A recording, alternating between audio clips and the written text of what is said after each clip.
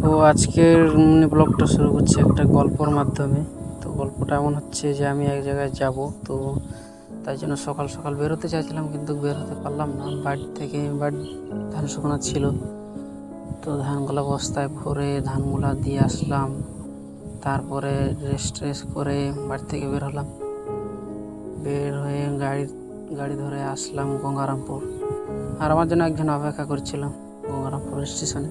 আমাকে বলছিল 9টার দিকে আসতে, আর আমার আস্তে আস্তে একটু দেরি হয়ে গেলো, 9:30 কি 10টা বাজে গেলো। তো আসার সাথে সাথে বললো এত দেরি কেন, আর খাবা? আমি বললাম দেখো দেরি হয়ে গেলো তো কী করবো। তা বললো ঠিক আছে চলো।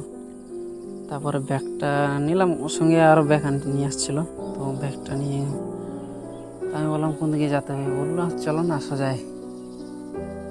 তো আস্তে আস্তে আস্তে আস্তে অনেক দূরে আসলাম, আর কি না গরমটা ছিল। সেই রোদের মধ্যে হাঁটে হাঁটে অনেক কয়েক দূর আসলাম। তারপরে এক জায়গায় খাড়া হলাম রাস্তায় টোটো ধরার জন্য। তারপরে 2-3টা টোটো পার হয়ে গেল, তো জিজ্ঞাসা করলো যে যাবে, তো ওই টোটোগুলো ওদিকে যাবে না। তারপরে অনেকক্ষণ পর একটা টোটো আসলো, তো তারপরে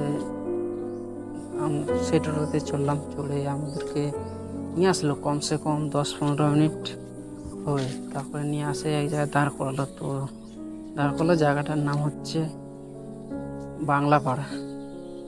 তো সেখানে দাঁড় করার পর পাশেই যেখানে আসছিলাম সেখানে পাশেই রাস্তার পাশেই বাড়িটা ছিল। তো আশেপাশে একটু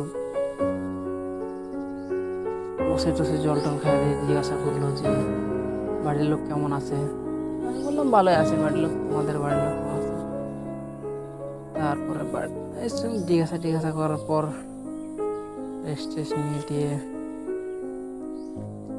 সন্ধ্যাবেলা একটু ঘুরে আসলাম চারদিকে জায়গা দেখার জন্য।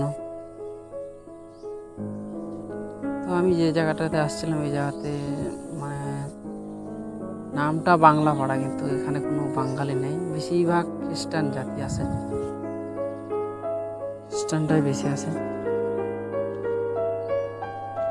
তো আমি আজকে আসছি বাংলা বাটলে ঘুরতে।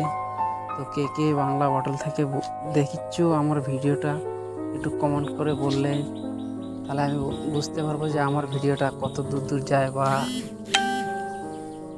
কত দূর দূরের লোক দেখে। তোমরা যদি কেউ এই আশেপাশে থেকে থাকো তো একটু কমেন্ট করে জানাবা।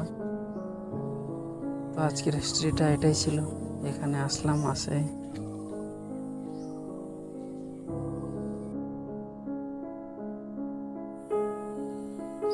তো তোমরা ভাবছো কি আমি আমার গার্লফ্রেন্ডের সাথে দেখা করতে আসছিলাম? না, আমার গার্লফ্রেন্ড নাই, এখন অবধি হয়নি।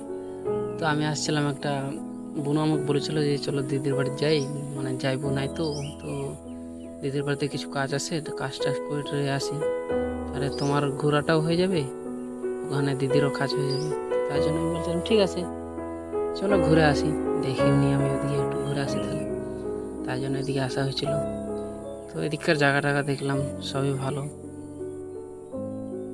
আমার ভালোই লাগলো।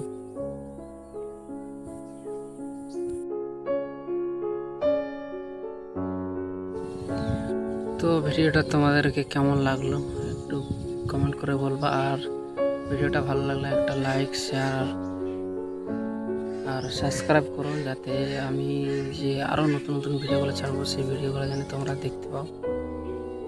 তার জন্য ভিডিওটাকে চ্যানেলটাকে না সাবস্ক্রাইব করলে তো ভিডিওটা আবার পাবো না।